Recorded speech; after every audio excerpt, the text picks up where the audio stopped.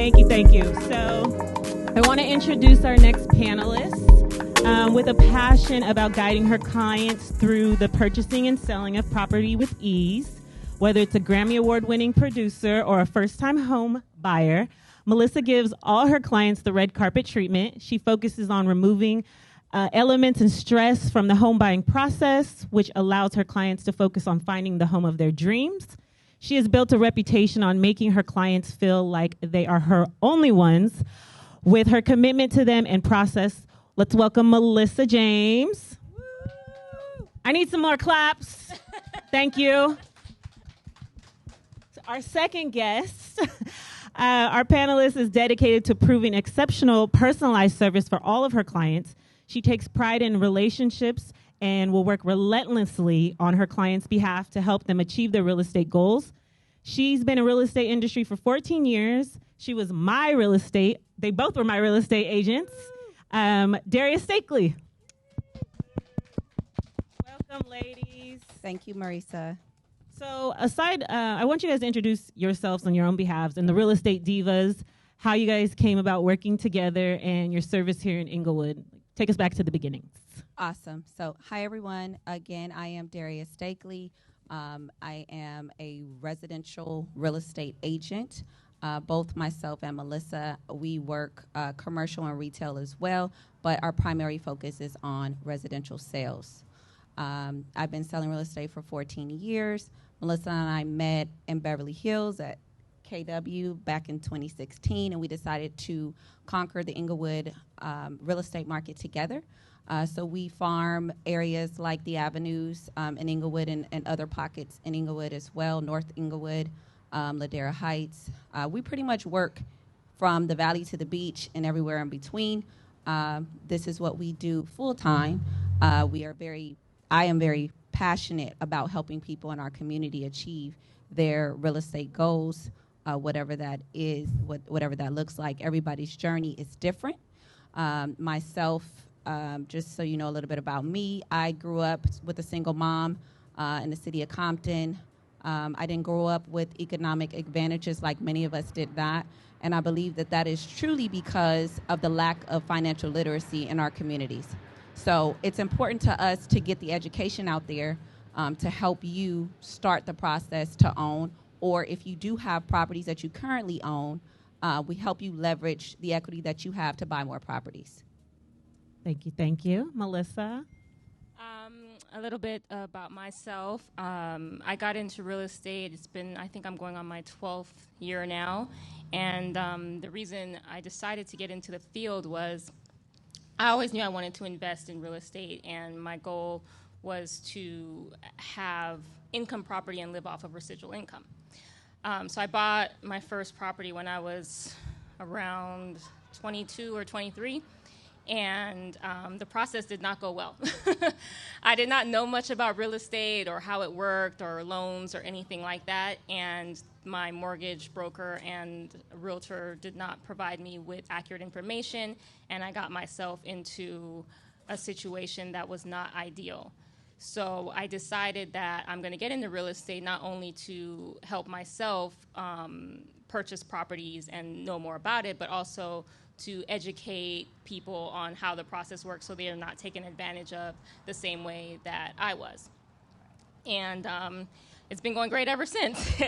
It wasn't what I expected in the beginning, but I truly do enjoy this business and helping people learn all avenues and aspects of the process and what they can utilize real estate for, because it's not just owning a property. There's so many things you can do in the real estate investment realm. Personally, a little bit about me. I am originally from the Caribbean. My parents immigrated here when I was a child.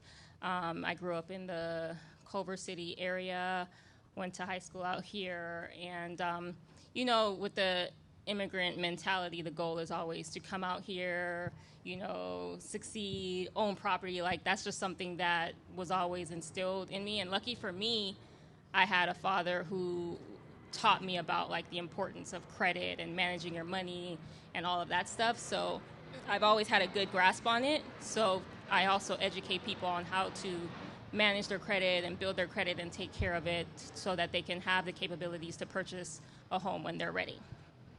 Thank you guys. So before we jump into, how to purchase a home, how to flip homes, all that good stuff, buying a home can be extremely intimidating. Right. Before I met you guys, I didn't even know that we qualified to buy a home. Talk a little bit about the intimidation of buying a home and what are the steps to even understand that or take the next steps in figuring out that process. Awesome. So, like Marisa said, a lot of people don't even believe that homeownership is within reach, right? Because, again, I'll go back to that, the lack of financial literacy in our communities. You just don't know. So the first step when you're starting the process to buy, you want to make sure that you connect with the real estate professional, somebody like myself or Melissa, and we would connect you with a mortgage lender. So in order to get pre-approved for a home, that's the first step. You need to know how much money you can afford, okay? So that's the first step. You would, go speak with the mortgage broker. They would go over the steps, what you need, minimum FICO scores. It varies. Everybody's qualification is different. So, but just to give you an example, minimum FICO scores for FHA loans. FHA loans are first time. Most first-time home buyers use these loans, and they allow you to come in with as little as 3.5% down, okay? And there are credit qualifications. There are income qualifications. You will find this out while speaking to the mortgage banker first, okay? After you do that, you would sit down with somebody like me and Melissa who would go over your wants and needs. And this usually happens during the buyer consultation portion of the process. It's really important that you manage your credit if you're thinking about buying. That means no late payments, paying your bills on time, credit card utilization, keeping that low, at least below 30%, because what happens is when you speak with the mortgage lender, your debts cannot exceed your income. There's something that the term is debt to income ratios. Your debt can't be higher than the money that comes in monthly. So you would discuss these things with your lender, and then once you get to us, we would go over the process of where you want to go. And right now in this current market, your money is going to tell you where you can live, basically, because the real estate market is really high right now. So it's a great time to buy, though, because interest rates are really, really low. And so what are some resources to help people with purchasing home? I know you talked about the first home buying loan, but are there anything in addition to that people can look into? So there's multiple avenues that people can utilize to take advantage of the current market. So I know a lot of people, because we work a lot with first-time home buyers, and a few of the questions we always get is like, well, how much money do I need to buy a house? There's no standard flat fee, like, if you get $20,000, you can buy a house. It goes on a percentage basis, which on average ranges from 3.5% down, which is the FHA loan that Darius stated, to 20-30% down, okay? Now, in regards to any assistance programs, there are a few. So there's down payment assistance programs. There's lenders that would assist you with your closing costs. There's a VA program. Now, the thing I always tell my buyers, because people obviously want to utilize any type of free money that they could possibly get. Now, what I tell my clients is what's important to you when you're financing this property. Is it more so how much money I come out of pocket with up front, or is it how much money I have to pay monthly? Because if you're utilizing any of these down payment assistance programs, you're not going to get both discounts. So, for example, if you get money for your down payment, let's say it's $20,000 for your down payment, you don't have to come out of pocket for that. That's taken care of. But do know that that program comes with a higher interest rate, which means that your monthly payment is going to be higher than if you were to do a FHA or a conventional loan. So it's, do you want to come out with the money out of pocket up front, or do you want to come out of it 30 years paying more money, depending on how long you plan on keeping the house. So it's more so every client is different, so it's what's important to them. And note that you can also, if you do decide to go with a down payment assistance program and your monthly payment is higher than what you care to pay for, but it's something you could manage for a couple years or so, you can always refinance out of it and get into another loan later. So you don't have to think that you're stuck in this for 30 years paying this higher payment. So it just depends on what your current situation is at the moment. Are there some warning red flags when seeking out a real estate agent that we should be aware of? Anything in particular? Don't call out any names. So what I always tell people is, like, being a realtor, one of the hardest parts about being a realtor is working with other agents, because not everyone is going to take the real estate license. Is fairly easy to get. Okay, so a lot of people get it and they're just like, oh, I'm gonna get it, I'm gonna make hundreds of thousands of dollars in no time, and they don't really utilize learning more after the license part, because that part literally has nothing to do with what you're going to be doing in everyday real estate life. Right. So we want to, when you're looking for a realtor, you definitely want to interview that person as well. Like, don't just go, oh, well, my cousin's a realtor or my friend's friend is a realtor, I'm going to use them. You want to make sure that the person you're working with understands the market. You want to know how long they've been in the market. You kind of want to know if it's a specific area you're looking in, you want to know how well they know it, what's their negotiation practices, and what are they going to do to help assist you. Now, if you meet a realtor and you're like, yeah, I want to buy a house, I think I can afford $500,000, and they're like, okay, great, let's go look at properties, you automatically know that that realtor doesn't really know what they're doing, because you have to have someone sit down with you, have a buyer consultation with you, explain to you what the current market is, explain to you your finances. Even with a pre-approval, a lot of times people go to the bank, they get a pre-approval, but the lender may not break it down to them. So you may get approved for more than you actually want to spend monthly. So if you get an approval for $500, your payment is like $4,000, $4,500 a month, and you're like, wait a minute, I don't want to pay that much a month. It's like, you want to make sure you have someone that's going to sit down with you and break down to you what your actual buying power is, and then start looking for it. If they're anxious to just get you out there, they're just looking for a commission check, and they're just going to start sending you random houses, and they don't really care if you like it. Like I said in the beginning, both Terrell and I had, as smart as we may believe we are, we really did not know that we could purchase a house. And these two ladies were, beyond instrumental in walking us through that process, helping us answer questions.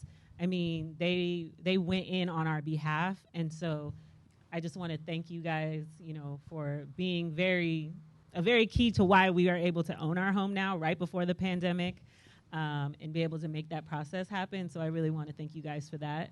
You're welcome. So if you guys are interested in buying a home, thinking about it, not sure if you qualify, please reach out to both these ladies, because they made the process very painless. I think the pain point was writing that check and being broke, rich broke. But other than that, the process was great. So I want to thank you guys for coming today, everything you guys do in the Inglewood community, helping us with our education, buying a house, staying in this community. I do want to ask one last thing. You often hear people say, especially here, is they're coming. They're coming. How do you guys feel about that? What are some things, if they are current homeowners, that they should be thinking about right now? And we'll leave with that. So they're coming. They're coming. I think this goes back to us really preparing ourselves, right? And us, so much is known, much is required, right? So it's really important that we take advantage and buy properties in our own communities, and not get upset when, other communities come into the community because you weren't prepared, right? So the whole purpose of generational wealth is this. When you purchase a property, so just for example, how many people here own real estate? Anybody? Okay. So the first step is getting the property, right? So you got the asset. So the next step is securing the asset. It's really important to put your property in trust, okay? The trust is your estate plan. It tells somebody when you pass on what to do with this property. So if we have more people in our communities passing down the properties to the next generation, we can start to create generational wealth for ourselves, right? So what happens is usually, though, we don't have an estate plan. We don't have our properties in trust. So when grandma dies, guess what? The property goes to probate. Probate court, it's lengthy, it's costly, but then guess what? The first investor that comes and knocks on the door, because let's say the granddaughter, she doesn't have any knowledge on what's what in the real estate market, the first person that says she's going to give her $500,000, even though the property may be worth $850, she takes it and runs. And they come in and they buy those properties, and that's what happens. That's how it happens. And I think we need to start finding out if you have a desire. I realize that all people do not desire to own real estate, and that's okay. But those who do, I think it's really important that you educate yourself as much as possible to position yourself and prepare yourself to buy and to secure that asset so that you can pass it down to the next generation. And don't feel bad if you haven't done it yet. Literally, Terrell and I are just now doing the whole estate, and we have someone literally holding our hand. Yeah. Like, what do we do? What do we sign? What do we write here? Can you wait? So don't feel bad if you haven't done it. Just know that this is, like you said, this is how it works. We can't change how it works. We can just be prepared. Right. So thank you. Yeah, thank you for that. Thank you, ladies, again, for everything that you do. Thank you, Marisa. And then we also we have a podcast that we're going to start really soon. It's the Real Estate Divas podcast, and we're going to be talking about real estate from our perspective. We're going to be talking about the experience with other agents, different communities, different areas. We both have worked with people who have a lot of money, people who don't have any money, but we're here to help. If you guys have any questions regarding real estate, just let us know. We have a couple of flyers if you guys want one. Keep us posted, and you can follow us on Instagram at Real Estate Divas. Thank you so much. Thank you.